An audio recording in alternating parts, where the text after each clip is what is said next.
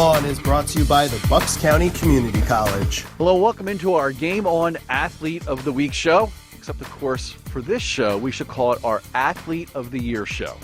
I'm your host, Jeff Bideman, and joining me here to spotlight some beginning to end great seasonal performances this year are Renee Washington, Drew Markle, and Jen Wilgus. Each week, we've made our selections throughout the season and then let you decide who will be the overall winner of Athlete of the Week. And we will do the same this week, but you'll be able to decide who will be our overall Athlete of the Year winner.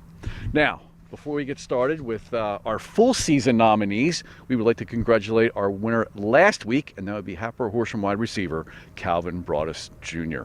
Hey, I think that's 2 weeks in a row win for me there. There you go. How about that?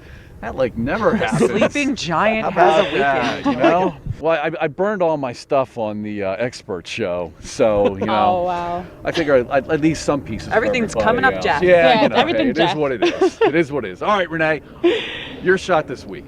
Well, I had a tough time picking between two number fives, one who goes to Archbishop Wood right here, Nazir Peoples, and Patrick Garwo, who we've talked about a ton of times and have nominated him in the past as our Athlete of the Week. But I went with the junior running back, Patrick Garwo of Conwell-Egan. And for me, to see how well Conwell-Egan did this season, a team that started off 1-4, I talked about it in my feature video and talked about it a million times, and barely made the playoffs to go as the farthest they've ever gone in program history, it is mostly because of Patrick Garwo. And he does a lot for that team on the offensive end and defensive end. And for him to have 235 carries for 1,878 yards, he had 27 touchdowns. He is the whole offense for the Eagles. And he's a tremendous kid. He's very focused, very determined, works hard, and someone that I really enjoyed interviewing and talking to because he does have his head on correctly, which you don't always see with high school kids, no offense. So my Athlete of the Year nominee, Or adults. Patrick Garwo. Yeah. Or adults. He has a bright future. He does. Really, really bright future on the At football a field. Division I Yes, college. absolutely. 4-star recruit. Absolutely. Oh, it's my turn. How about that? Guys, one of the biggest stories of the season, you can't deny, was Pennsbury football. Missing the playoffs last year, then coming back and going 10-3 and making it all the way to the district semifinals. Well, we talked a lot about this kid too. Quarterback Zach Demarchis. He threw the ball and he ran with the ball. Let me give you some stats. 136 completions for 1,818 yards and 17 touchdowns. 176 carries for 1,406 yards and 17 touchdowns.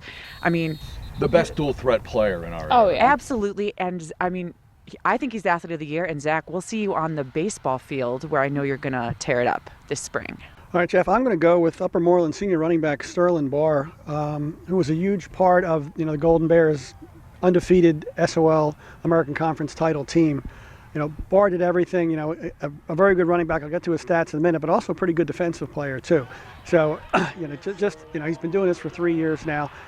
This season, 203 carries, 1,568 yards, 17 touchdowns, almost 8 yards a carry. Caught another 9 passes for another 200 yards and 2 more touchdowns. Just a threat every time. And as Coach Adam Beach said, he was our home run hitter. Because I thought if we gave him the ball on our own 1 yard line, he could go 99 yards, and sometimes he did. He did. Another Oh, baseball yeah. reference. There you go. As we stand by the softball field here at Wood. Yeah, Sterling Barr is my pick from Upper Moreland. All right. Anybody who follows our shows know that I kind of sometimes tend to root for the underdog and the Truman. smaller true. schools. Yes.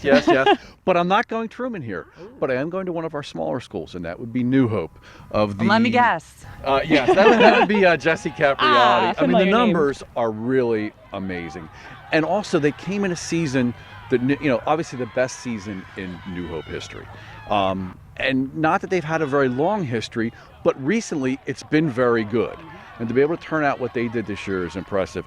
Jesse Capriati, I mean, these numbers, 182 carries, 2,477 yards. That's a nice 13.6 per tote. That's a first down every time he touches the ball. 13 yards and a cloud of dust. I mean, that's just, that's just something else. And 33 touchdowns, too. You're getting into pay dirt 33 times. And an interesting thing about Jesse, he plays rugby. Right. And Coach DiTullio told me that he loved his tackling technique because of his rugby the experience, rugby experience, which right. that's saying something in high school football. No when helmets. kids have good tackling. You got to tackle the right way. That's a very good point. I know he can catch the ball a little bit too out of the backfield. Had a touchdown doing that and 16.8 yards per catch. Sorry, didn't mean to interrupt. So your no, that's all right. stat you line. want to lay it all out there, right? So, all right, that'll do it for this week's show. Don't forget to visit our Game On homepage and also our high school football page where you can vote and determine who will be our overall winner of Athlete of the Year. A reminder, you can find us on Facebook, Twitter, and Instagram at HS Game On.